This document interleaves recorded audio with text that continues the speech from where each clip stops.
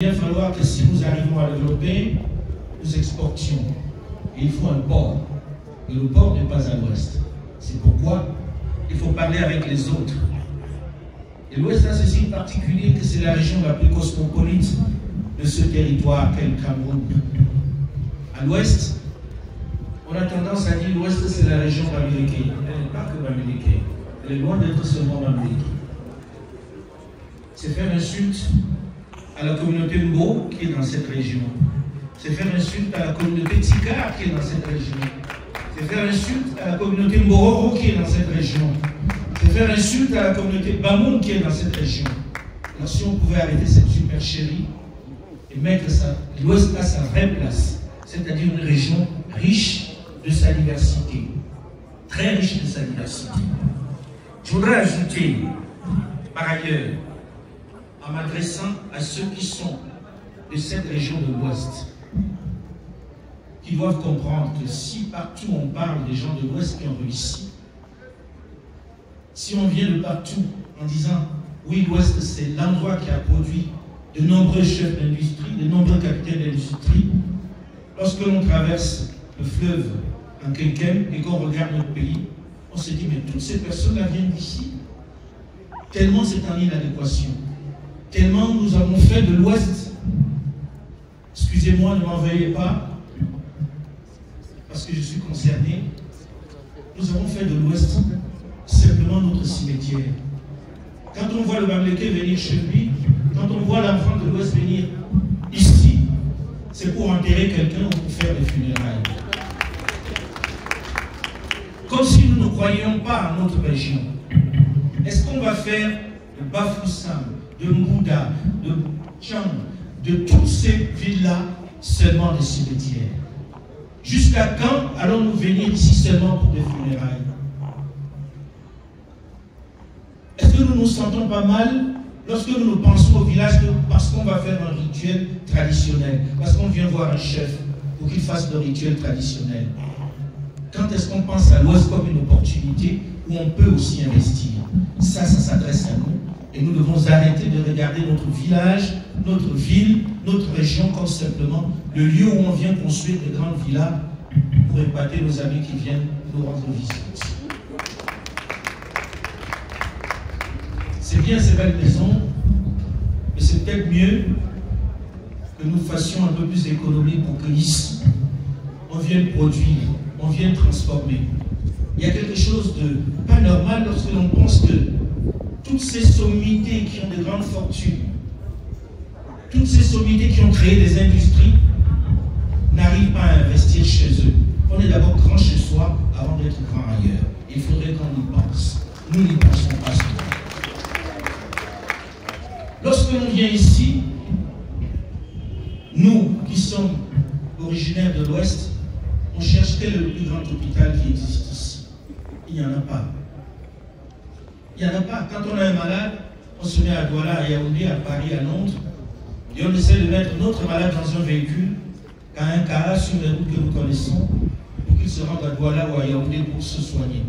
Et quand il meurt en route, on dit c'est la volonté du bon Dieu. Non, c'est nous qui sommes responsables. Peut-être qu'on devrait y penser de plus en plus. Construire des hôpitaux ici, installer des IRM ici, des scanners ici. C'est cela les opportunités que nous devons créer ici. Et arrêter d'être simplement des personnes qui se servent de cette région comme des cimetières. Nous devons y penser. Et je voudrais dire, je ne donne pas des conseils à qui que ce soit, puisque je suis tout aussi coupable que tous ceux dont je parle. Tout aussi coupable parce que je n'ai rien fait dans cette région. Même en ayant démissionné chez le Blanc pour lequel je travaille depuis 35 ans, j'ai préféré m'installer ailleurs en dehors du Cameroun, au Togo, en RDC, en France et autres. Donc ça ne concerne pas que les autres, mais je voudrais que nous nous regardions dans la glace et que nous nous disions qu'est-ce que nous faisons pour notre région. Il est peut-être temps d'y penser réellement. On est tous responsables. Et les chefs traditionnels nous le disent avec la politesse qui est la leur, gentiment. Et nous avons l'air d'être sourds à ces demandes. Arrêtons d'en faire des cimetières. Et je vais terminer par une chose que je perds jamais l'occasion de rappeler. il n'y aura pas de guerre tribale dans ce pays. Il n'y aura pas de bataille tribale dans ce pays. Ça n'existera pas. Ça n'existera pas. Pourquoi? Parce que l'amour est venu beaucoup plus vite qu'on le pensait pour éviter la guerre tribale dans notre pays. Pendant que les turiféraires de la division continuent de surfer sur les particularités tribales, sur l'appartenance à telle ou telle région, l'amour est venu dire, vous ne surferez pas sur mon terrain. 67% de la population du Cameroun est métissée. 67%. Cela veut dire que nous sommes tous mélangés. Il n'existe pas une seule famille, pas une seule famille, pas un seul ménage où il n'y a pas différentes régions, où on n'est pas mélangé. Il n'existe aucune famille, et je vous garantis, je vous mets au défi de regarder autour de vous et vous verrez que vous avez toutes les tribus dans votre famille. Et ceux qui vous invitent à faire la guerre à tel ou tel, à diviser le pays, à prendre la machette ou couper qui que ce soit, souvenez-vous, lorsque vous vous retournerez, vous aurez à côté de vous votre neveu, votre cousin, votre beau-frère, votre tante. On est tous tellement mélangés que nous devons demander à ceux qui font des campagnes politiques de nous trouver de vrais projets, de ne plus surfer sur leur religion, de ne plus surfer sur leur village. Ils ne sont pas défenseurs de quoi que ce soit, parce que nous sommes tous mélangés. Moi qui vous parle, dans la famille Foucault, c'est l'ONU. C'est l'ONU. Si je veux faire la guerre aux bêtises, j'en ai 2 dans la famille déjà, qui sont mes enfants. Si je veux faire la guerre au Douala, j'ai des Koubés dans ma famille, qui sont du littoral et du Mungo. Si je veux faire la guerre au Bassa, je viens de donner ma fille à un Bassa. Si je veux faire la guerre au Bamoun, j'ose pas dire ce qui se passe. À qui dois-je faire la guerre? Et regardez autour de vous. Regardez dans vos propres familles. Êtes-vous seul? Quelle est la tribu que vous n'avez pas dans vos familles? Allez-vous contraindre votre fille qui est allée à l'école et qui est dans le mélange et n'épouser que quelqu'un de chez lui? Non. S'il vous plaît, de grâce, je vous en supplie, du fond du cœur, mettez dehors tous ceux qui veulent nous diviser, parce que le projet est beaucoup plus grand.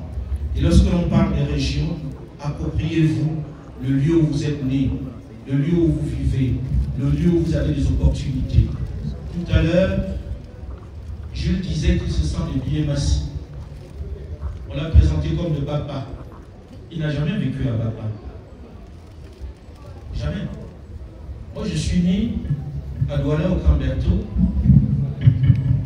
J'ai passé quelques années à Bafoussam. Et le jour où j'ai voulu faire un investissement au Cameroun, le premier réflexe a été de le faire dans l'endroit où je suis né, à Douala.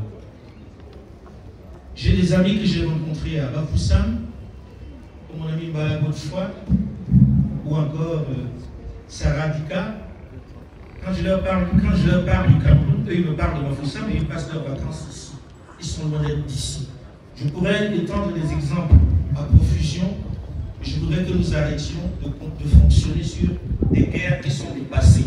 Ceux qui parlent des tribus n'ont pas de projet. Ils n'en ont pas.